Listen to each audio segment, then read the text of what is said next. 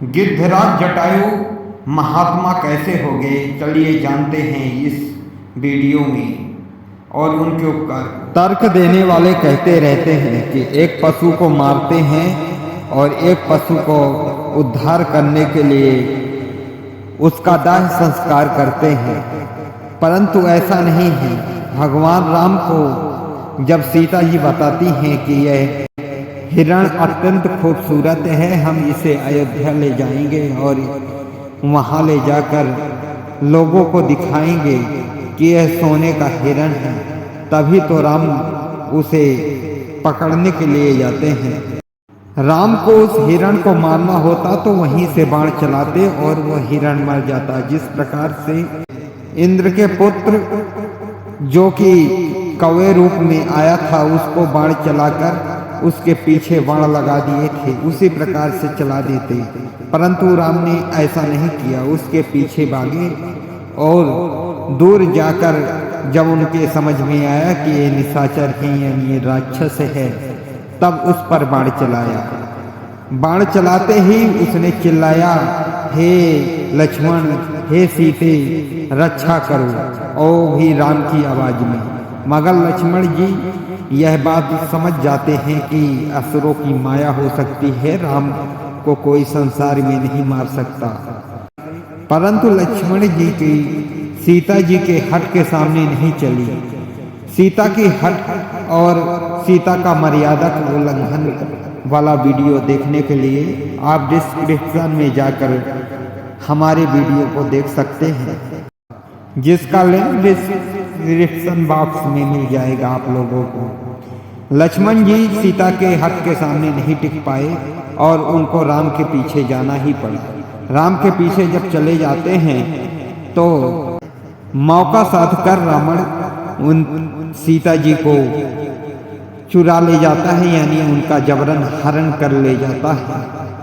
और सीता जी चिल्लाती हैं, हे लक्ष्मण, हे राम, मुझे बचाओ। सीता जी की करुण पुकार सुनकर वहां बैठा एक गिद्ध जिसका नाम जटायु था, वह सीता जी की रक्षा करने के लिए आता है। उसके आने के कारण कई थे। वह इसलिए आता है कि देवासुर संग्राम में उसने महाराज दशरथ के साथ युद्ध में देवताओं का सहयोग किया था।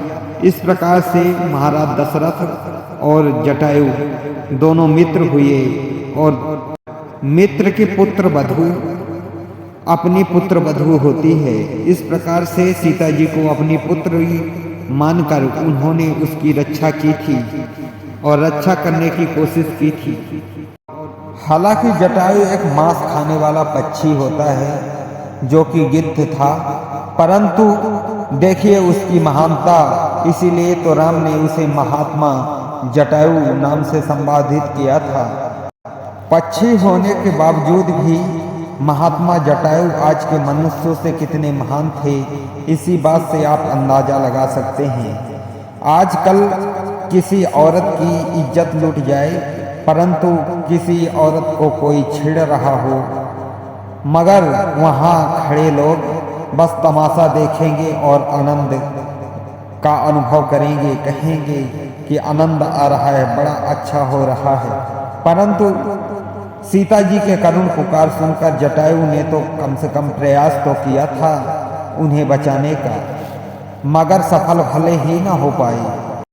महान जीवात्मा की पहचान बस यही तो होती है कि वो परोपकार के लिए अपने प्राण तक न्यौछावर कर देते हैं। इसीलिए तो महान जटायु को महात्मा की उपाधि मिली। भगवान श्री राम को जटायु ने बताया कि हे राम, दक्षिण दिशा की ओर सीता को रावण चुरा कर ले गया है। जटायु को उसका पता नहीं पता था, इसलिए उसने पूर्ण रूप से पता नहीं बताया था, परंतु उसने दक्षिण दिशा बताया था।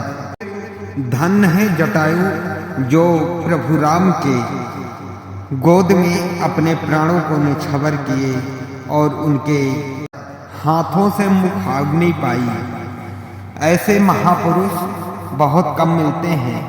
भगवान राम जटायु के सामने प्रतिज्ञा करते हैं कि हे जटायु, जिसने तुम्हारे प्राण लिए हैं, मैं तुम्हें पिता समान मानता हूँ, और जिसने तुम्हारे प्राण लिए मैं उनका वध कर दूंगा, और वही जाकर मेरे पिता को बताएंगे कि किस करनी के कारण उन राक्षसों का वध हुआ है।